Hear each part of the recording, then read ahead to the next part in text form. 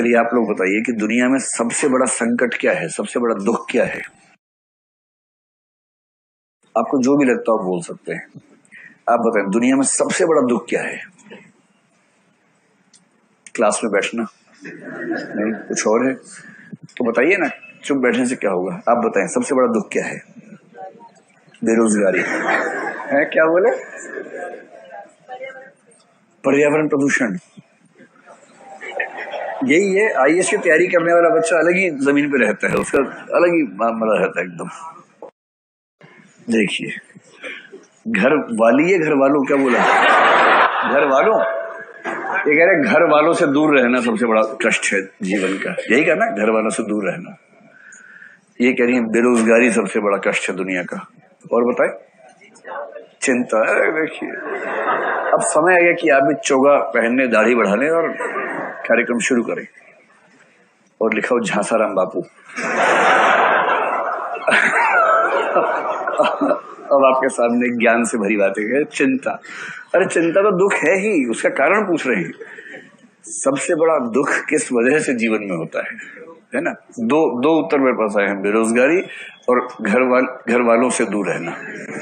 ठीक है?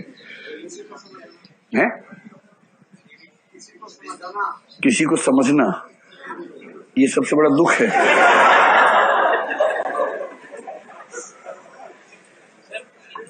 कहाँ थे अब तक आप लोग? चलिए आप बताएं। उम्मीदों का टूटना, अभी हाल ही में टूटी है लगता है। ये तो एक तो जिस एंगल से बैठे हैं उससे ही लग रहा है कि आप किसी खास उम्मीद से आते हैं, तो बोर्ड की तरफ नहीं देख रहे हैं, जिस एंगल से बैठे हैं उसी से लग रहा है। तो उम्मीदों का टूटना, और एक दो बता दीजिए। मानसिक तनाव, गरीबी और असंतोष, हेल्पलेस फील करना। हाँ, एक और लास्ट बस, किसी बीमारी से जूझना, कोई भी रोग, जैसे प्रेम रोग या राजयक्ष्मा या कोई और क्षय रोग आदि, कोई भी रोग। ठीक है, ये एग्जाम्पल इसलिए है कि दुनिया का सबसे बड़ा दुख क्या है, इस पर यहीं पर इतना मतभेद है। किसी को बेरोजगारी से बड़ा दुख नहीं लगता, किसी को गरीबी से बड़ा, और जिसको गरीबी बेरोजगारी नहीं झेलनी पड़ रही है वो क्या कह रहा है? किसी को अपनी बात ना समझा पाना।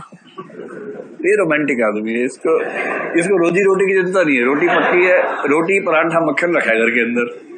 सर, मेरे इमोशंस को समझ नहीं पा रहा है। किसी को मानसिक तनाव का दुख है क्योंकि भौतिक तनाव उसके जीवन में नहीं है। जिसका पेट भरा होता है ना, उसका इमोशनल दुख होने शुरू हो जाते हैं उसके बाद।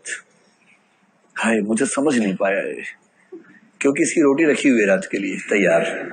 रोटी ना हो तो आदमी पहले मेहनत करता है कि रोटी कम से कम कमा लूंगा रात के लिए, उसके बाद दुख खेलूंगा उसके बाद। तो यथार्थवाद के कई रूप होते हैं। जैसे अभी आपने कहा ना, आप में से कुछ को गरीबी बेरोजगारी का संकट है। तुलसीदास छोटे से थे, उनके माँ बाप दोनों मर गए थे, बहुत गरीब थे, मंदिर में रहते थे, जूठा भोजन खा खा के रहते थे। इससे तुलसी ने कहा है बार बार, नहीं दरिद्र सम दुख जग माही, संत मिलन सम सुख जग नाही।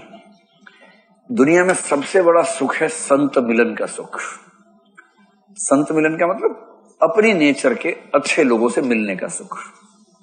और आप भी पाएंगे जब कोई लाइक माइंडेड व्यक्ति आपको मिलता है ना, कोई दोस्त हो बड़ा अच्छा सा, उससे बात करके जो सुख मिलता है वो सुख किसी चीज में नहीं है। और नहीं दरिद्र सम दुख जग माही, गरीबी जैसा कोई दुख जग में नहीं है, क्योंकि तुलसीदास ने वो झेला हुआ है दुख। और तुलसीदास ने एक जगह आत्महत्या की इच्छा व्यक्त की है। वो शिव से कह रहे हैं कि शिव, मैं तुम्हारी नगरी में ही हूं, मुझे उठा लो, मैं मरना चाहता हूं, मेरे जीवन को समाप्त कर दो। इतना दुख झेला उन्होंने। कबीर ने गरीबी को उतना नहीं झेला जितना वर्ण व्यवस्था को झेला, सांप्रदायिकता को झेला। इसलिए कबीर को पढ़ते हुए लगता है कि दुनिया का सबसे बड़ा कष्ट निम्न जाति में पैदा होना है, ऐसे संप्रदाय में होना है जहां संप्रदायों के लोग आपको सम्मान न देते हो। प्रेमचंद की कहानियों में जो दुख दिखते हैं ना, वो दरअसल सारे प्रेमचंद की अपनी जिंदगी के दुख हैं। 8 साल की उम्र में उनकी मां चली गई, दूध का दाम कहानी पढ़ेंगे तो जो मंगल उसमें मात्रहीन बालक है उसका वर्णन पढ़ के आपको लग जाएगा कि ये ऐसे ही कोई नहीं कर सकता है। और प्रेमचंद ने एक जगह लिखा भी है कि दुनिया में सबसे बड़ा दुख किसी बच्चे का मां के बिना होना है। अपनी जिंदगी का ही दुख है। जब उनके पिता 50 साल के थे तो पिता ने दूसरी शादी कर ली और दूसरी मां से इनकी बनी नहीं बिल्कुल भी, विमाता। इससे उनकी कहानियों में आप पाएंगे ऐसा दुख कि जहां दूसरा विवाह हुआ तो बच्चे पर क्या गुजर रही है। मन्नू भंडारी की एक कहानी है, एक उपन्यास है आपका बंटी, कभी पढ़िएगा, बहुत शानदार उपन्यास है, छोटा सा है, इसी थीम पर है। फिर प्रेमचंद ने बेरोजगारी खूब देखी। पिता की मृत्यु हुई तो विमाता, अपनी पत्नी, विमाता के बच्चे, उनका सारा बोझ उनके ऊपर आ गया। अलग योजना पढ़ते हुए आपको समझ में आएगा कि प्रेमचंद ऐसी बात क्यों लिख रहे हैं, वो भाव स्पष्ट हो जाएगा। फिर प्रेमचंद की जब शादी हुई, 15 साल के थे, उनके पापा ने कहा बेटा शादी करवा दे, बोले हाँ करवा दो। खुद ही अपना तंबू वंबू बनाया, खुद ही मंच बनाया, लकड़ी बांस छील के, बहुत खुश थी मेरी शादी होने वाली है।